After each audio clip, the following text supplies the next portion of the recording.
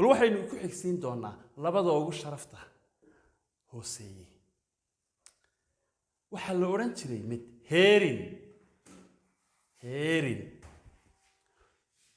oo waxa uu ahaa nooc ka mid ah guurka muu badnayn laakiin soo wajin hablaha oo meel ku waaweynaaday ayaa halkan ka tegaya meel kale ayay aadayaan si ay guur markaa uga helaan kaas waxa uu ahaa bilaa dooq oo inta guurun bay u jeedaayay dooq ma laha reerahaas kolba reer baa lagu sii hooyinayaa heerin baa halkaas lagu sooriyeynayaa waa tii sheekada dheer ee caanka ahayd aad garanayso afartii hablood ee heerinka ahaa ee reerka u hoyday ee hilibka loo qalay ee docda loo fadhiistay ee la dhageysanayay hadalkooga ee ay midatiri haka fafee korsaa midatiri kama naalee kulula midatiri qabow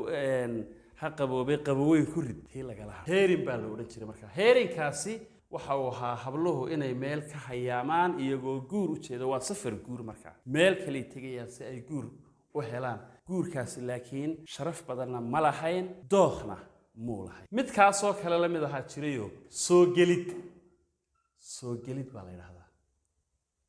iminka ma jiraan kuwani soo gelid baa la yidhaahdaa kaasina oo isagu wuu bartilmaamaysan yahay oo inantii meel bay qof ay jeclaatay jacayl wax jiray leeyna ayay deedna gurigaasay soo gelaysa dhaqan ahaan inantaa la saari maayo hadii la bixiyo kontonkeygii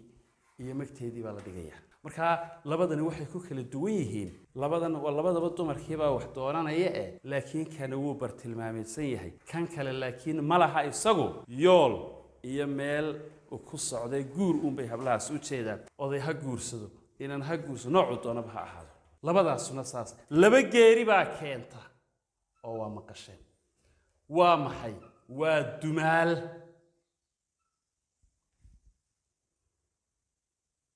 oo waxa weeyaan marka gabadh ninkii ka geeriyoodo sida dhaqanka ah waxa dumaali jiray qofka ugu xiga Soomaaliduna way ka maahmaahdayo waxa la yiri dumaali waa caruur dabarkeed iyadoo la ilaalinayo caruurtan la gabadhiyo yar hadii la fasaxo cid kale guursan cidda kale guursatay caruurtii ula tagi doontaa waxa laga yaabaa inaan laba xanaanayn oo caruurtaasi dayacmaan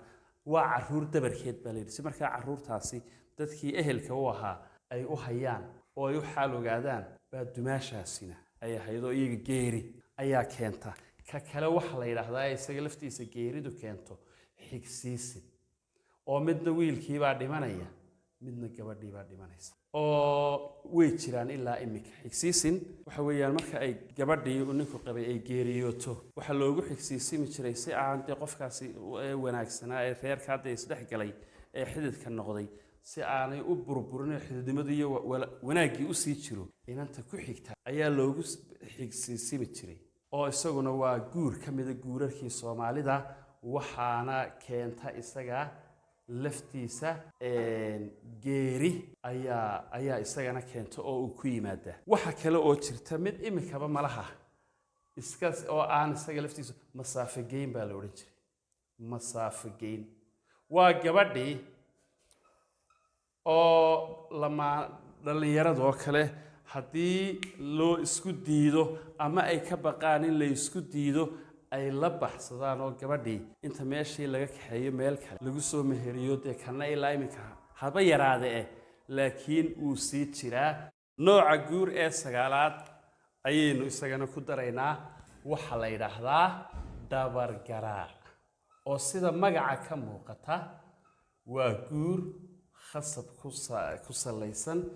waa guur inantu hadii inanku damco haasaawo ka damco oo ay inantaasi diido intuu cararo oo dib u noqdo ayaa uu yeeran jiray tol ama ilmaadeeradii inantaa waa la soo dili jiray waa la soo garaaci jiray saasaana loogu soo kaxaysan jiray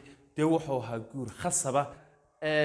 noocyadaasi waa noocyadii markaa guurka Soomaaliyeed iyo siyaabaha ay ku iman jireen iyo siday u kala mudnaayeen ee u kala qiimo badnaayeen waxa inahaasaynu maanta ku soo koobi doonaa